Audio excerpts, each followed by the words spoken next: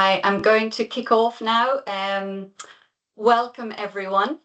Very warm welcome on this lovely, balmy, almost Wednesday afternoon. We're so delighted to have this weather after all of the rain. So we're really, really happy that you can join us. And I know we have schools joining us from across Ireland and the UK, I think mostly. So just really very much appreciate you joining us. Over the next hour, we're going to explore, I think, one of the big questions, and I think for everybody here, really, really important question, which is digital well-being. And I think across education, we've seen a very clear shift. Digital well-being is no longer an add-on to online safety, and it's definitely not a checklist or about sort of rule setting. It is really becoming a core part of how we think about the culture, the relationships, learning and inclusion for pupils. But at the same time, I think we're also recognizing that we're seeing some really hard challenges, I suppose, for schools. So students discovering, AI tools before perhaps staff even know that they exist, or teachers feeling pressure to constantly keep up. And it's about, how can schools balance the opportunities and the risks that are facing schools on each day. So what we want to do out of today's session is really support schools to think about what does a confident, student-centered digital culture look like in practice. And I'm really delighted to have with us today somebody who many of you will be familiar with, well known in Ireland, but also outside of Ireland. So Darren Byrne is Deputy Principal of St. Joseph's Secondary School in Rush. And just there is a picture of the sort of surrounding community around Rush, and a short walk from the school is this beautiful beach. So if you're ever in and around the Dublin area, I would highly recommend a trip to Rush and a visit down to the coastline there. It's really beautiful. Darren, I don't know how you do it, but in addition to all of the work that you do within St. Joseph's, and that the accolades continue to grow, but you're also lecturing at Trinity College Dublin and DCU in areas of inclusive education and digital citizenship. You are doing research around educational technology and AI. You're also a contributor to the National Curriculum Assessments Board, to the Department of Education, and to youth work that's happening in around Ireland in the Cahorla Nanog. In addition to that, if that wasn't enough, you're participating in a number of European Erasmus Plus projects around the use of AI, and in particular looking at ethics and data literacy, and maybe we'll be able to touch on some of those during your session. St. Joseph's is a spectacular school, but I think so much of that has to do with the leadership team that are there in the school. You are a college for every student, Brilliant Pathways School of Distinction. You're also a winner of the BT Young Scientist Best School in Ireland Award, and accredited the Jigsaw One Good School Award, which highlights strong commitment to well-being. And not wanting to leave any crumbs behind, you've also been awarded the Digital Schools Award Europe in 2023. And last year, you were the first school in Ireland to achieve the Digital Wellbeing Award. And we were delighted to sort of launch the programme there at the school. So we have a fantastic, I think, lineup for today. And Darren is going to share with us really practical guidance around what you could do in your school, taking away some of his hints and tips, but also Darren has very generously offered to share the content from today's session, as well as some of the work that he has been doing and is ongoing in the school. And he'd be very happy to share that with everybody who's in attendance today. And we will send that on to you after today's webinar. So with that, I'll hand over to you, Darren. We will have half of the session broken into workshops. I hope that you'll be able to participate. We do want you to sort of be able to have something to take away from today. And Darren will sort of talk us through how the workshops will work at the end. So look forward to hearing your thoughts as well from today's session. So with that, Darren, I'll hand over to you. Thank you. I'll just slide you up for everyone. Look, on behalf of St. Joseph's, I just want to welcome everyone to the session first. Like, we're very excited to share our school's journey. It's not as an expert opinion, like it's not a perfect science when you're doing this. As you know, we're all on the same kind of journey. So we're mostly sharing as a community that has learned through trial and error and honest reflection. Today, we want to invite you to move beyond the concept of simply limiting screen time or locking away devices, and instead focus on digital well-being as intentional relationship with technology. So our goal is to explore how we can ensure that digital tools support mental, emotional, and social health and help us reach potential rather than standing in our way. So I know that Anna has covered some of the stuff there. All of those things weren't all happening simultaneously. I was doing some of those roles over a couple of years there. And within our school, to give a context of us, like St. Joseph's is a very vibrant rural school. For those of you not in the Irish system, we're designated as a DEIS school, which is a school of disadvantaged status. We will be seen as being in an area of socioeconomic disadvantage. However, it's a rural agricultural area, so it's also an area of extreme privilege at times. So it's finding the right balance between those. We pride ourselves on balancing between academic excellence and deep inclusivity. So we serve such a diverse community. Like, we've over 950 students, but over 30% of those actually have additional needs or receive learning support. We are what is called a KEST school, so we're a Catholic ethos school. So we're committed to providing structured, compassionate support at every level. Our culture of high achievement is kind of, as referenced by Anna, it's in recognition of the college for every school, brilliant pathways, and that's about always preparing young people to be college ready or ready for the professional world. And we're a Trinity Access 21 school of distinction as well. And I suppose, I know Anna referenced the fact that we got best school in Ireland in 2023 at the BT Young Scientist. But what's really important with there is, if you consider, in 2018, we had our first ever person even exhibit at the finals.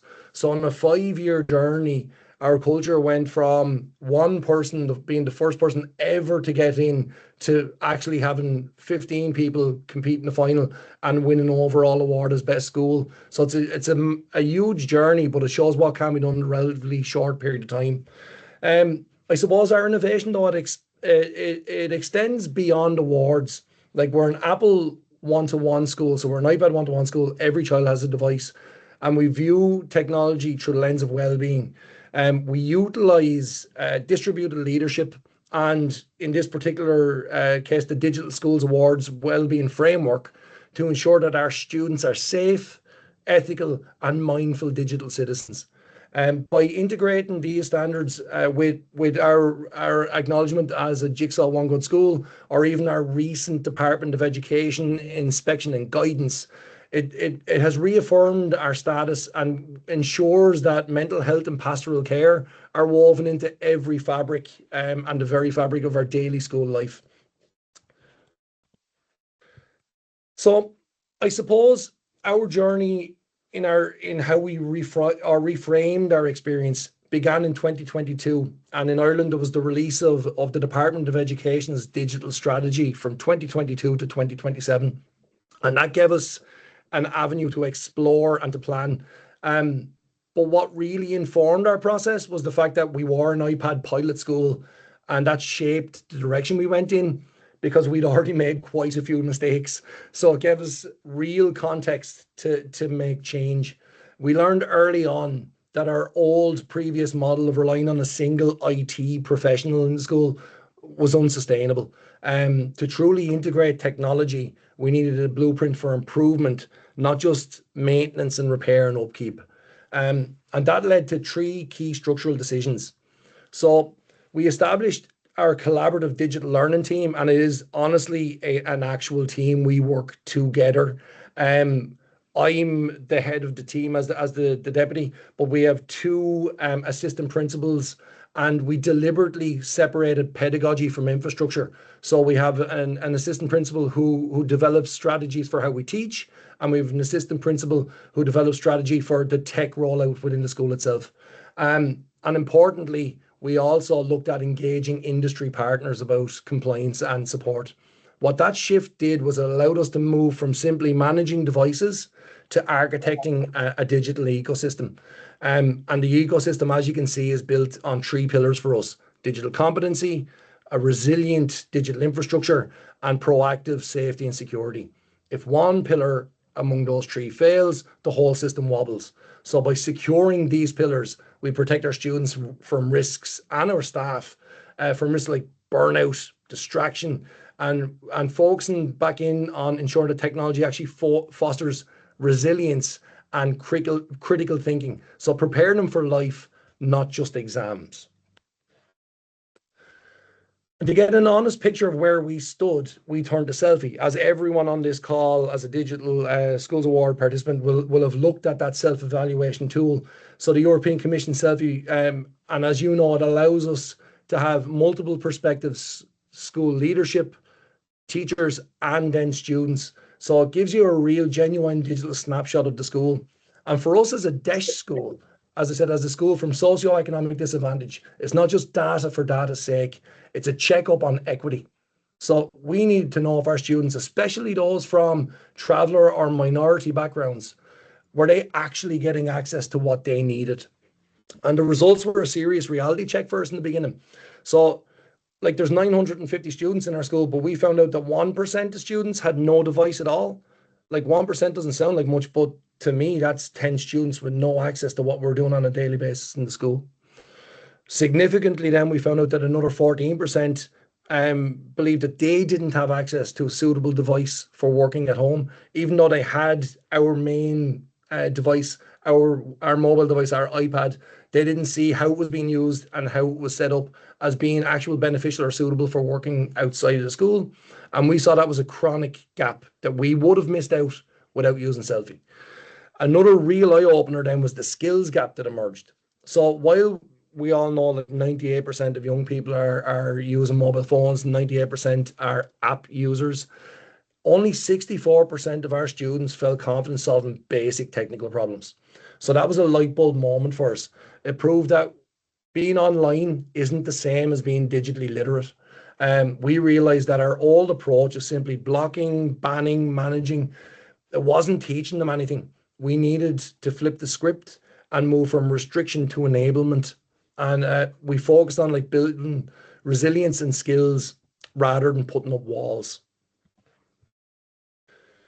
So when we talk about digital well-being, I suppose we're all aware now that we aren't just talking about locking away mobile phones, which was a move in Ireland at one point there, about counting screen minutes.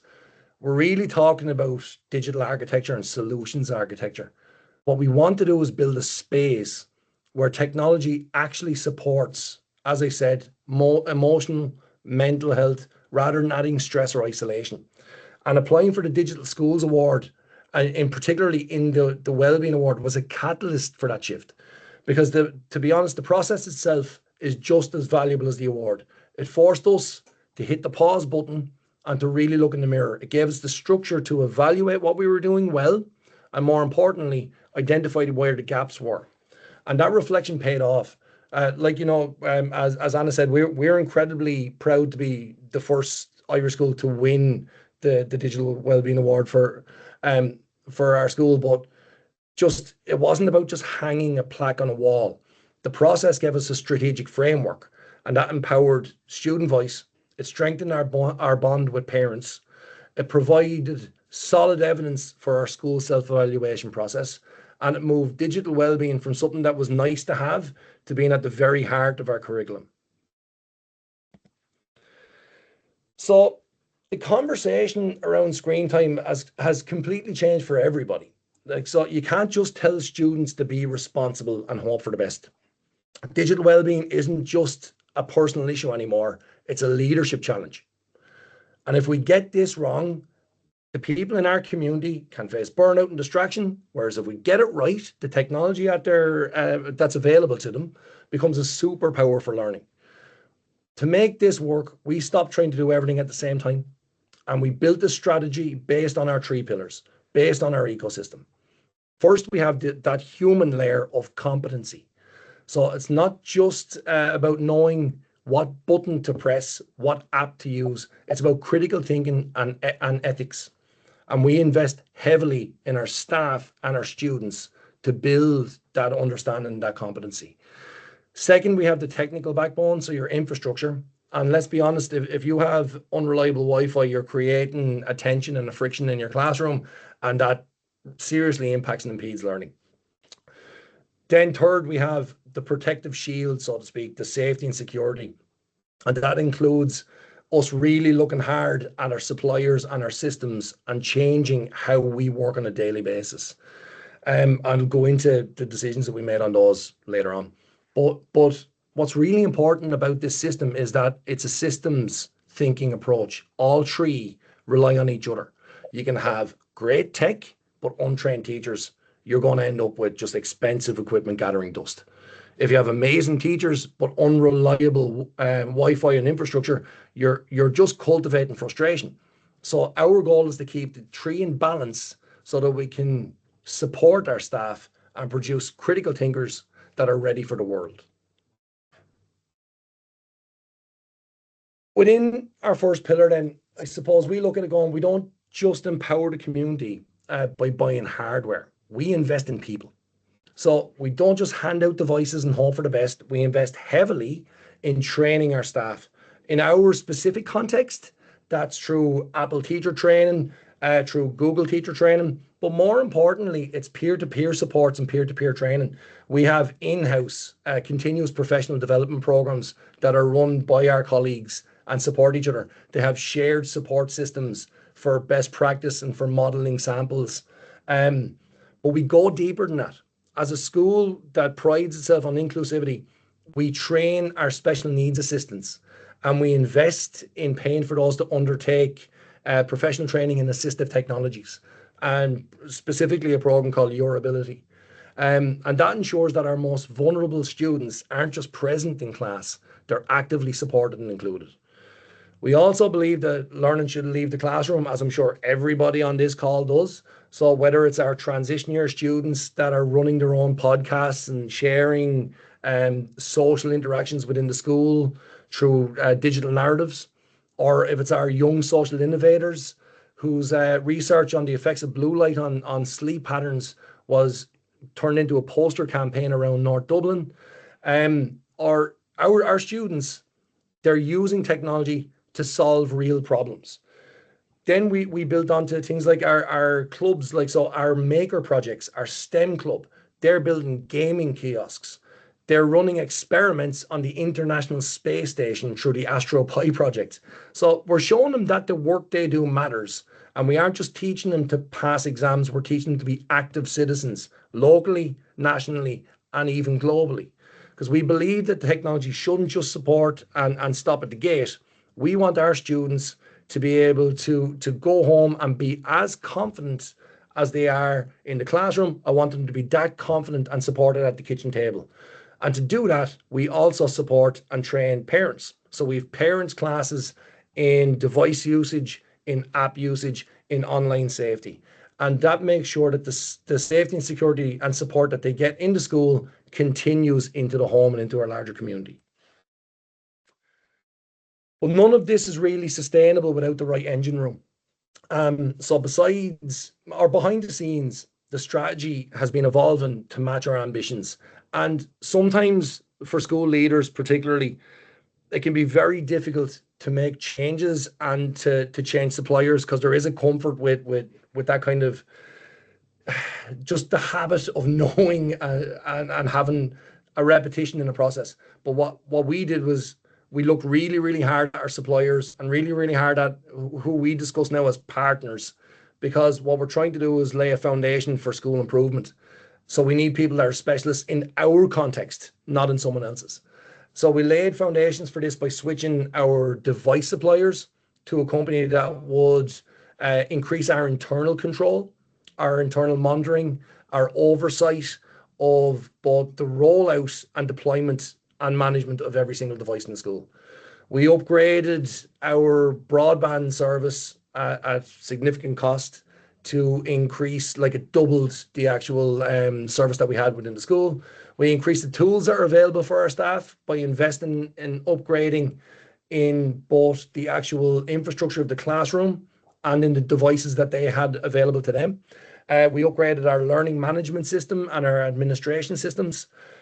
We moved the majority of our server to a cloud-based server within the Google infrastructure to increase data sovereignty, because a lot of our learning was being outsourced to a learning management system in America. So we brought that back in. And we shifted our focus in the classrooms. As a mobile device school, we wanted to create mobile classrooms. So we shifted our focus to redefine the classroom spaces into, we call them wireless, but realistically they have one wire, they have a HDMI cable. But we want the teachers working with devices not anchored down to the desk, and to create a more dynamic space where teachers were untethered from the top of the room. And we did this specifically because, not just because of the technology, because we have a model for team teaching in our school for supporting students with additional needs in class.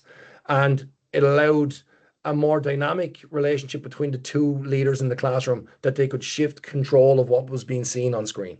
This allowed for us to increase our practice of UDL modes of expression, modes of access through the CAST model.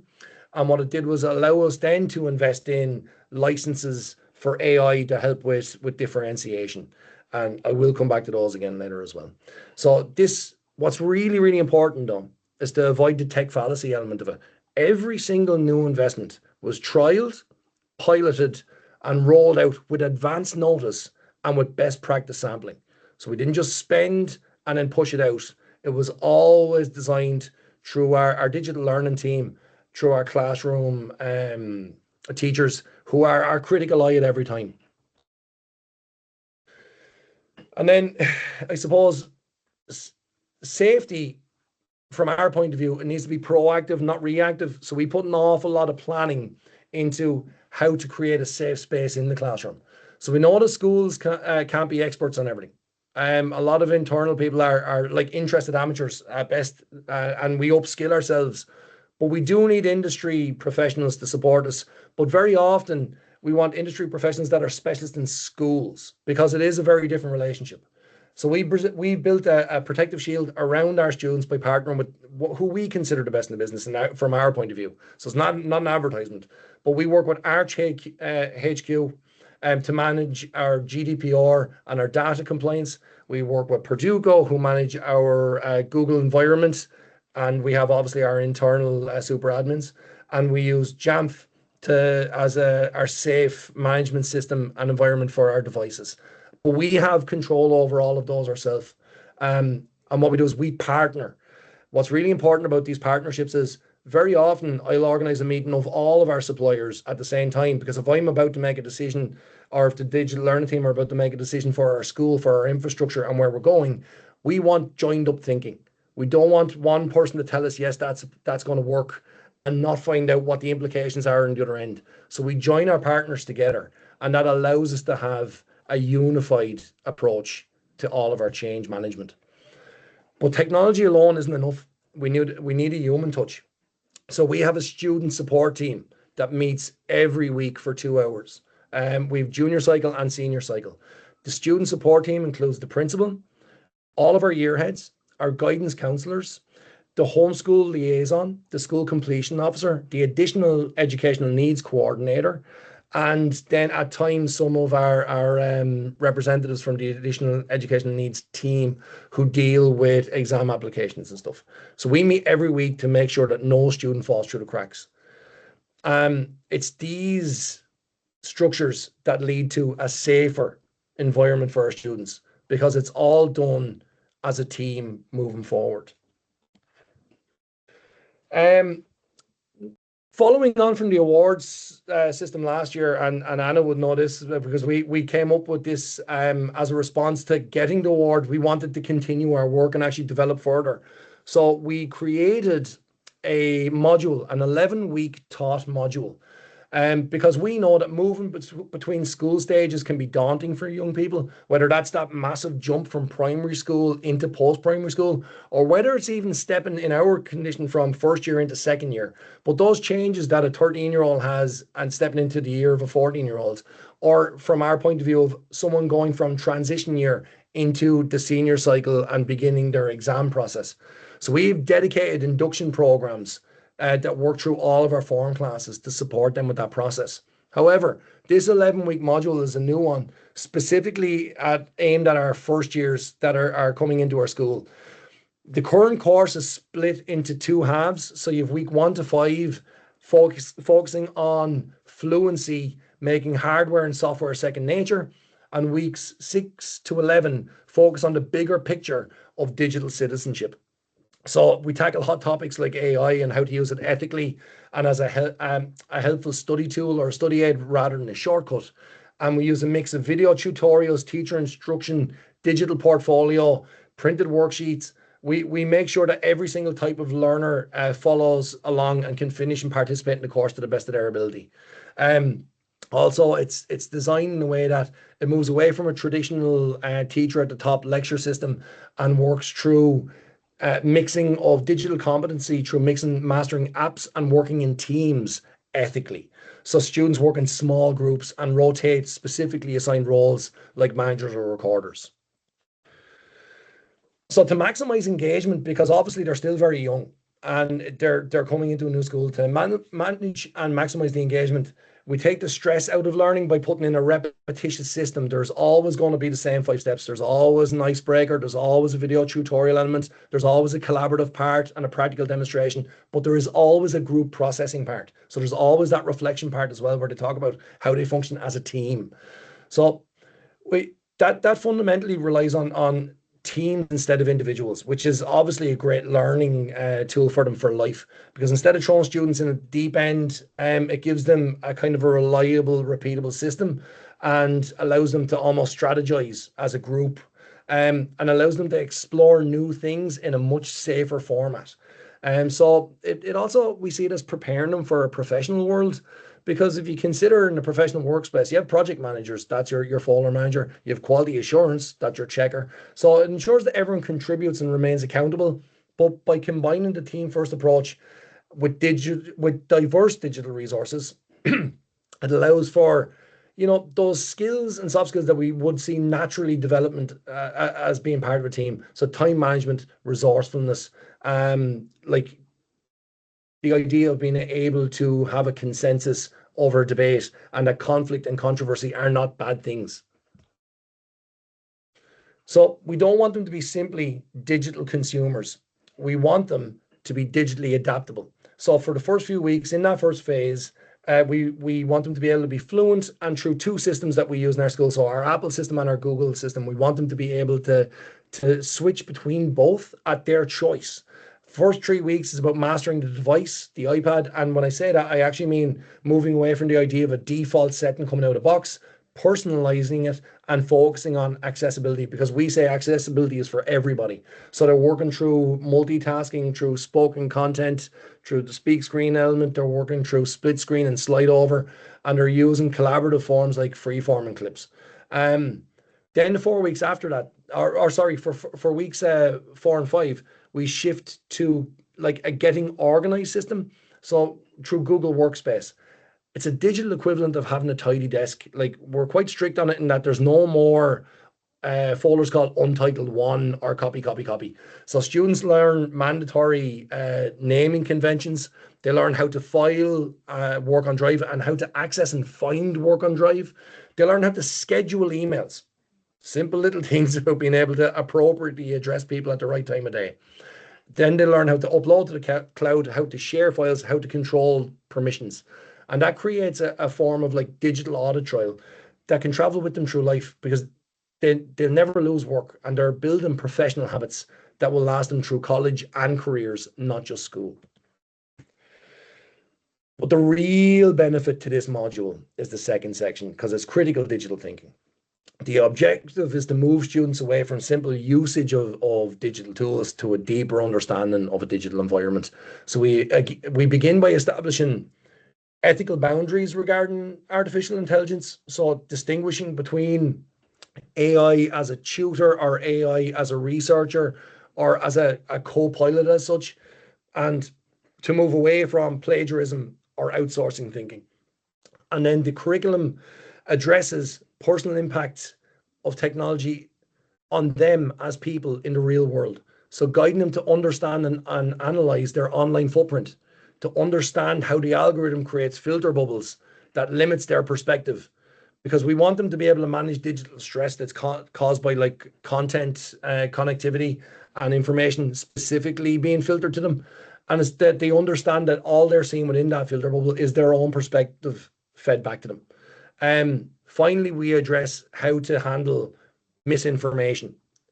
Students are trained as digital detectives. So how to identify deepfakes, how to use visual analysis like reverse image search. And this comprehensive approach is grounded in best practice. It isn't just made up from us. So we're looking at the Apple education tools, Google education tools. In Ireland, we're looking at WebWise lessons, the IJA professional development lessons, and the DCU Fuse program, which is an anti-bullying and digital awareness program. So it is all, none of it is speculative or shot from the hip. This is proven content. The secret for us to grow this module year on year is that we don't treat it, like you said, like a lecture. It's not chalk and talk. It is very collaborative. It is an adaptable experience. And we distribute the ownership and respond to feedback from the students themselves. We don't want students just following instructions on this. We want them driving the narrative, because after all, this needs to remain relevant to them each year.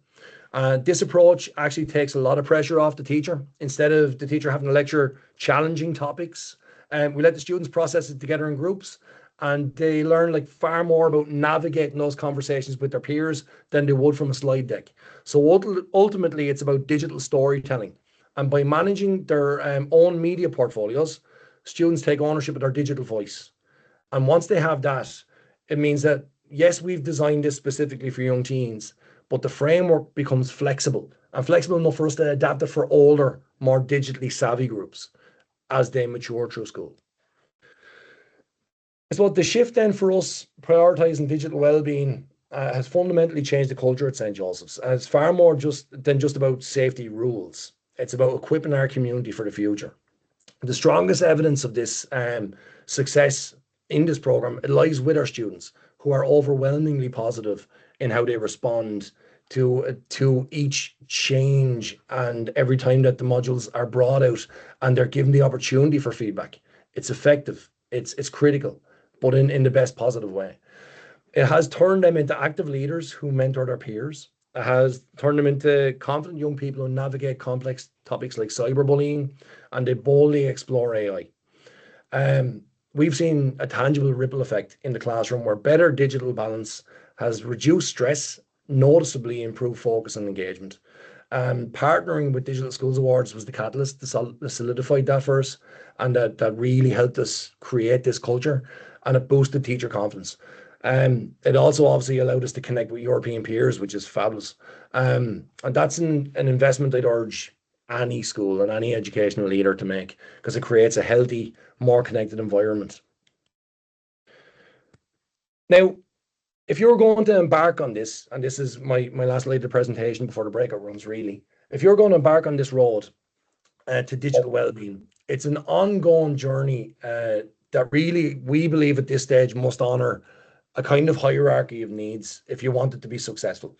And it begins with a reality check, because schools use the selfie tool, take a second, hold up the mirror, have a good look, and then honestly audit your current digital maturity. Is it ad hoc? Is it managed? Or is it optimized? Now, what do I mean by that? If it's ad hoc, it's chaotic and inconsistent. So that usually relies on a hero or champion teacher, an individual, rather than a school-wide system. And that would have been the old system we were all working where you had one interested IT person who was overseeing all your work. you'd often find you might have one teacher doing amazing things with technology that they brought in from home themselves. Well, next door, the teacher can't get the Wi-Fi to work, so that lesson's falling apart. And if your tech person is off sick, everything grinds to a halt. So an ad hoc system is reactive and stressful. Whereas a managed system, which is what we all hope for on a daily basis, practices are stable, repeatable, and reliable. The basics work every time. It's not bells and whistles. When a teacher walks into a room, they know that the projector or the monitor is going to work. They know that the internet is going to be suitably fast for the activity that they have planned. Procedures are written down. So a staff member leaves, the knowledge doesn't leave with them. It's not necessarily cutting edge, but it's safe and dependable. Ultimately, where we all want to get to is optimized. So that's where a school is in a state of continuous improvement. So you aren't just using tech, you're using it to transform how learning happens. I would argue that we are all reaching there and doing that from time to time. I wouldn't suggest that any school is already optimized every day, because technology in that scenario is seamlessly woven into a curriculum. You're using data to predict problems before they happen, and staff are constantly looking for new ways to improve student outcomes. The tech serves the vision, not the other way around. So, like, we all want to get there, and from time to time we do, and that's okay. Getting to managed should be our first goal. So, and identify specific gaps in your own staff competency or infrastructure. Like, if you go from there, then the next step is to upgrade your kind of your heating and plumbing as such by securing robust internet, robust cloud platforms, and only then should you really be investing in new devices, because preventing the user frustration is more important. Don't waste budget, and make sure to avoid that tech first fallacy, because once that foundation is solid, the focus of your staff and your community will shift. It'll go from regular CPD will build staff confidence. That is followed then by securing the environment, which allows, like, I know we say strict data policies, but it's not strict data policies, it's best practice. Ultimately, if you can identify any critical failures that are there at the moment, that'll allow you to manage any cultural resistance to it. It'll allow you to build a digital culture where technology serves your staff and your local community rather than frustrates them. Now, that's our structure of our presentation there. Our introduction to the breakout rooms is next. So we're not 100% sure how this one is going to run just yet. So this is an interesting feedback part.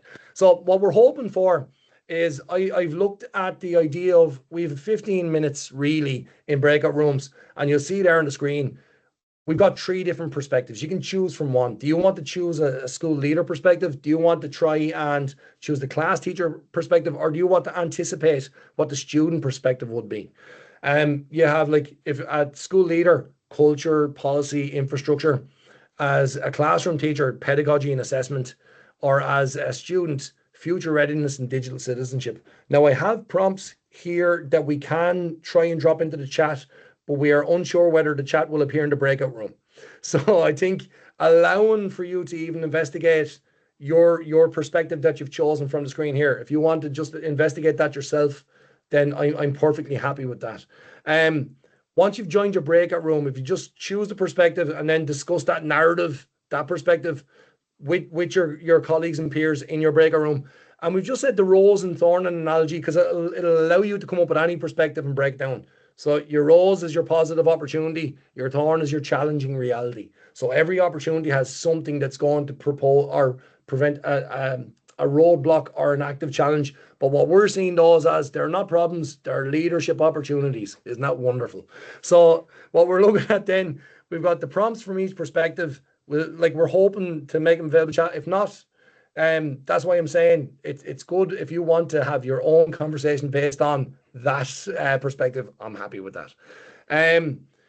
If you agree on a consensus as a group, though, before you come back out, it means when you come back to the main room, you can just put literally a 6-word headline of what you think the message was from that conversation. Just 6 agreed words into a headline. And what we can do then is we can actually come back to talk to representatives from the breakout rooms afterwards.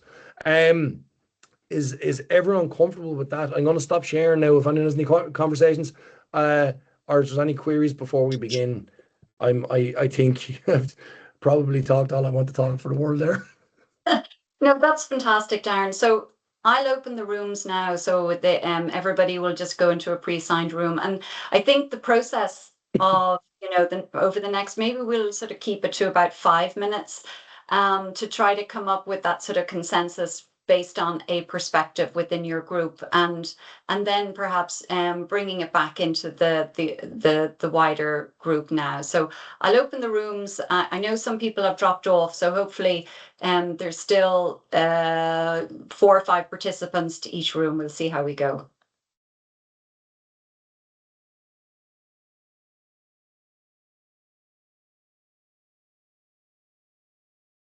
Okay, I think that probably is going to sort of kick in a second now.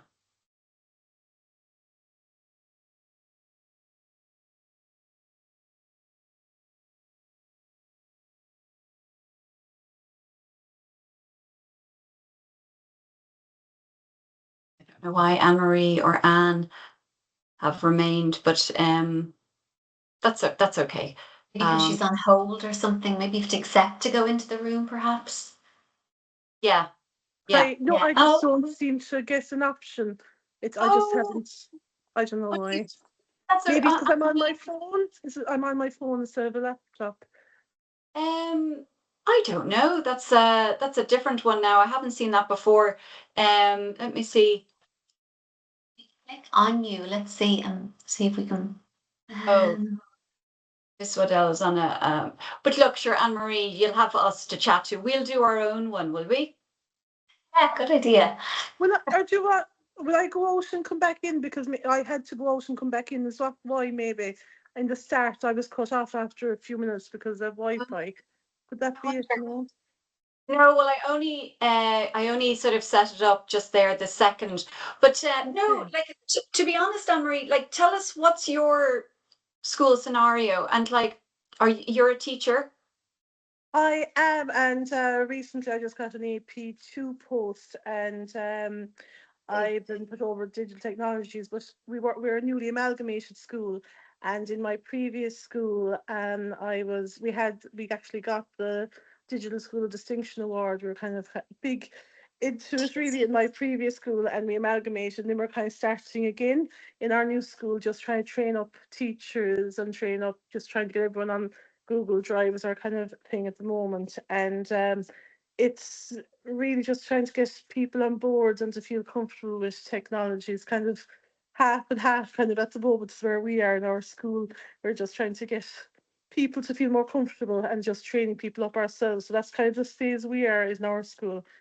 And that's kind of just, we're kind of looking at digital well-being. We kind of did a good bit now with Internet Safety Week and things. We're looking at that as well. But we have a kind of good crew. But we have our school. We have 30 teachers. Is it now we have? So we went from a small enough school to a big. But yeah, it's just trying to get people feeling comfortable with everything, and that's where we're at the moment.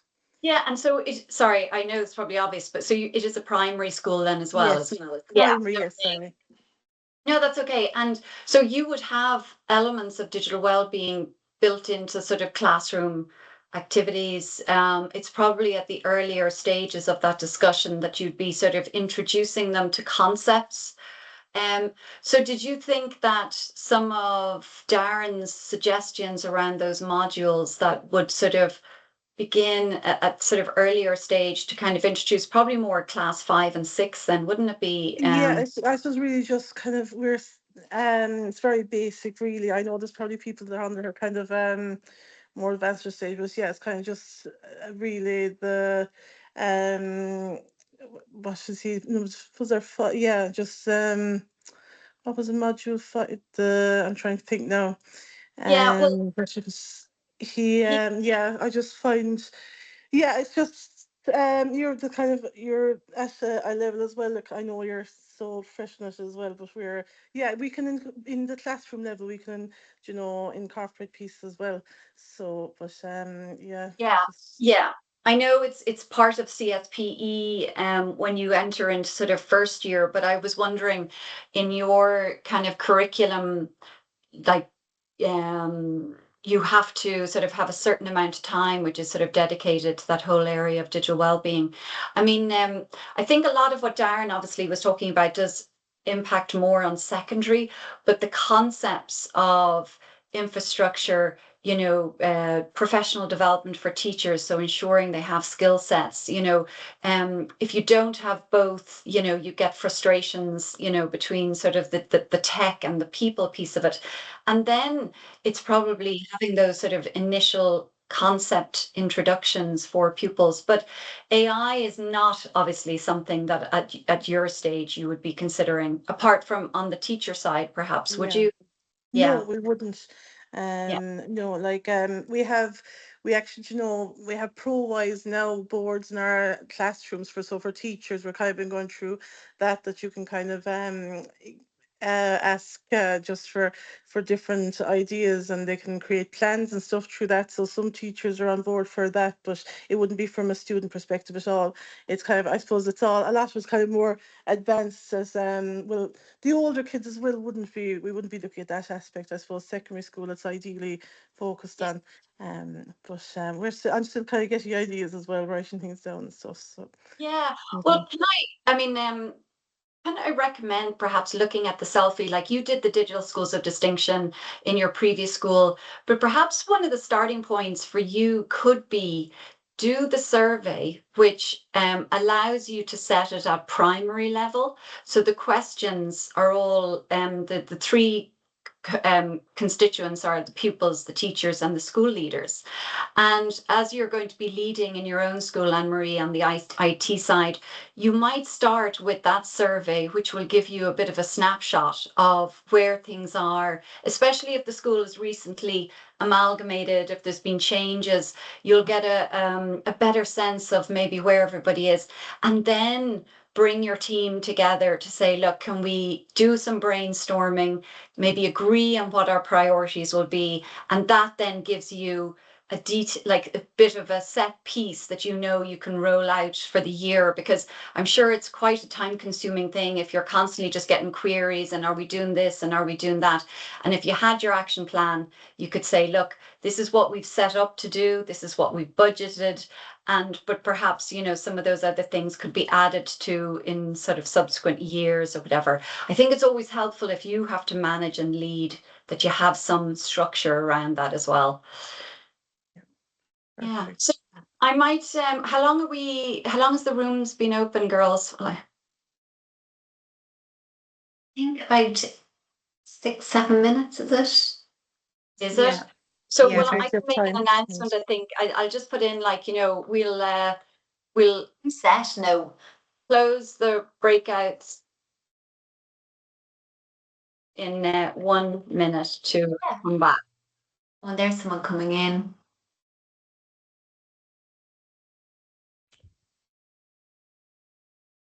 Hi, Suzanne. Thanks for joining. And we've just got the participants in breakout rooms at the moment. They're going to be joining back now in a minute. So you are welcome, though, and we'll share all the slides afterwards. Yeah, I just got kicked out, but that's why I was Did in. you? So Oh, so yeah, you were in a breakout room, were Yeah. you? Oh, great. So I think my Wi-Fi dropped. I think so. Oh, I should did be. it? Yeah. Okay. Well, I'm about to bring everybody back in, Suzanne. So we'll see how they get on without you. Probably collapsed into a heap. I don't think so. We're okay. Okay. I don't know if that was a minute. Some I'm of not the actually. I'm not the best timekeeper. That was not even a minute, was it? That's okay. A few people must have got knocked out. Hopefully everyone's back in now. Put that in there now. So, I mean, I think as Darren said, if you want to put in some thoughts into the chat, how did you get on, Darren? I mean, if we can sort of go to each group, or if you want to take yourself off mute and put your hand up, if you were the lead for your group, we can sort of go around to people depending on who's got their hand up and just maybe get a quick synopsis or what you thought what the group perspective was. Yeah. Just before we go to the Q&A, there's one thing I forgot to actually address in it, and it was only Malcolm had mentioned it in our breakout room, so it's what led to our little 6-word headline there. I deliberately created every one of those slides in a grounded AI to show people what grounded AI looked like, and it was it's all of my data and my research, but it's processed and collated through an AI program, and it's created the slides for me. Then I've selected which slides I want to include, but none of it is drawn from the internet, or none of it is drawn from an unreferenced source. But you can do it like it is a safer, more ethical version of AI. I forgot to actually prep that at the start, just so people know. So you'll notice on a lot of the slides, you'll see like Notebook LM in the bottom right hand corner. And that's Notebook LM is an app within the Google environment that we pay for. We pay for Google Education Plus, which allows us to have more control over the how data is used. Our contract is it will not allow our internal data to be used for training. So any of our chats in Gemini will not be used for training, will not be shared anywhere else. In fact, needs explicit permission from us to be taken outside of that system. So it's completely safe. And when it creates resources, it's based off a set of sources that you input yourself. Now, you can bring in websites, you can bring in videos if you want, but you have to vet them and approve them before it will reference those. And every time it creates a source, it will create a reference citation, like a little indent with a number, whether it's 1, 2, 3, 4. Click on that and it'll bring you to the section of the source that it is referring to. So it's a really grounded, really ethical way of using it. And I just wanted to preference that because it was the one thing I forgot to say. So sorry, apologies for that. Yeah, not at all. So in your group then, Darren, did you have your five-word weather? Yeah. So we ironically, On AI. because Malcolm had said it was people like should be ethically informing other people, their colleagues, if they're using AI on something. So, and because I forgot to do it on the first slide, it was really pertinent. So I just said that's why it was, if you use AI, say so. I see. And actually, Mrs. Waddell, I think that's actually could definitely be included as a challenge, and how to sort of address that, very kind of moral and personal decision that like pupils and teachers may have around the use of AI and the impact on our environment. So I think that definitely is something that should be addressed, and it's a good call. Does anybody want to put a hand up? Is anybody sort of keen on maybe making some reflections themselves out of their session?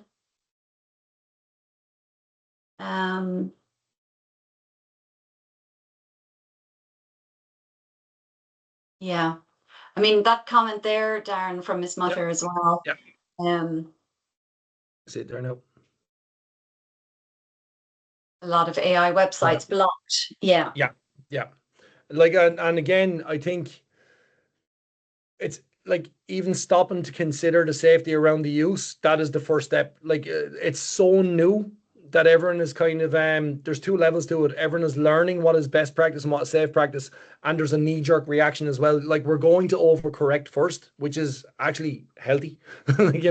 So by stopping to have the consideration about what are the safety limitations on it, it's the right thing to do. But you can, like Miss Muller, sorry, in our system, we can apply to have certain websites opened if there's a possibility. So like there is an AI that we use for differentiation. So I'll name it. It's not again an advertisement. It's a startup. It's called Chalky AI, and it locks to the curriculum. So it's a UK based AI. They lock into the curriculum, but they also, on the pro license, they can align with the Irish curriculum. So the resources is building our curriculum led and based on that. Now we have access to it and open, but you can apply to the group that run your external supply. Like, so on our end is the PDST, to open up access to something that you think is valuable. As long as you can argue it's valuable, they'll generally do it. Yeah. And I think, Darren, you had mentioned to me before that your process of agreeing, sort of websites or portals or platforms is like it's a no until you give a reason for a yes. And on that basis, it's all tested. So because it is the kind of scale of our school now. So there's 950 students, that's 950 iPads. There's 100 staff. Like, so there is over 1,000 devices at all times. So we've slowly but surely, the more we learn as a team, we've moved to that kind of industry standard of a zero trust model almost. And that isn't a negative. That just means you're starting at the most secure element, and then you're staggering. So we have reduced the amount of apps that are available, like on need based, but if someone has one that they want to use, we obviously can push it back out. We have shut off a lot of access to sections of personally created websites. Like, you might find teachers that have created great resources on website creation sites like Wix and Weebly and stuff, but they don't have security levels on them because they're not paid and hosted. So they can be an unsafe location to go to, not by the person who's created it, but by bad actors and third parties. So we've reduced access to those. We have increased a whitelist on our emails because what we realized, what we now consider not very good practice by us. Our email was open for external emails to contact any student email. So now we have an awful lot, like you said, with CFES and with TA21, we have a lot of like college partners and all that we do work with. We do an awful lot of professional training, and these do need to contact their target groups that are going for weekend programs and all. But ultimately, you're leaving a 14-year-old open to an unknown entity by allowing pure like complete open traffic. So we reduced that, and we created a list where we have based it off domains. So if you're with a college, you'll have your college email as a domain email, and that'll come through. Like, so we're really focusing on our security next. So we've been building each stage, making our practice safer, but now we're looking at the whole system of security, and we are considering our next step of looking at the cyber essentials one. Because of the scale I'm considering it like an industry model now. We have so many employees as such that we need to create a safety around them and give them freedom of expression, but within a safe like sandbox playground as such. Yeah. I guess this is not the time for me to be offering your email out here then, Darren, is it? Look, anyone can contact No, me for a chat, anything. And look, as I said at the beginning, we are not the experts. We're the experts in our specific context. Like, there's no right or wrong way. It's what's right for you. And my argument has always been like, just sit down, take the time, look at your system, what works best for you, and make the decisions that work best for your school and your community. And go with the suppliers that are right for you, and the devices that are right for you, and the learning environment that is right for you. It's not about a brand being better than any other one. Like, I could go into another school tomorrow and go, actually, what we're doing right now will not work in that scenario. Let's get the right system for them. yeah, no, that's so true, Darren. And I think, like, I'll wrap up now with a couple of minutes to go. You've always been such a huge advocate, before we even were calling, talking about digital well-being. You're always putting pupils and teachers front and center in terms of your school, and I think what you're doing is incredible, and I think it is an inspiration. You're so good to offer your resources to participants that have joined today, and clearly anybody who's taken the time today also recognizes, that this is a challenge and an opportunity for the school to get digital well-being, front and center, and to build on year by year, to build on what you do, and just to keep that sort of journey going, because there will inevitably be another opportunity which could be a challenge if you haven't sort of bedded in and sort of created the right sort of foundations. So I just want to take the time on behalf of everybody here that joined today, just to say thank you so much. You really are, for all the work that you're doing in the school and all of the external work you're doing, and you still make time to join us and to share your expertise. So I'll close the call. We'll be in touch with everybody, share the materials. And if you do have an interest in taking part in the Digital Wellbeing Award, please do reach out to us, register. But if you have any questions about Selfie or about the framework itself, contact us, info@digitalschoolsawards.com. We'll be delighted to help anybody that's interested. So thanks everybody, and have a lovely evening. Relax. Hopefully today was a good opportunity for some self-reflection, and we look forward to staying in touch, and maybe, in a couple of months' time running another webinar. So take care, everybody. Thank you.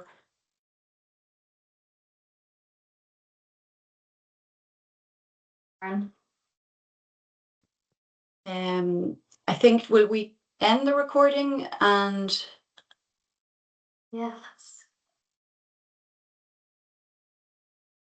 I have to stop recording now.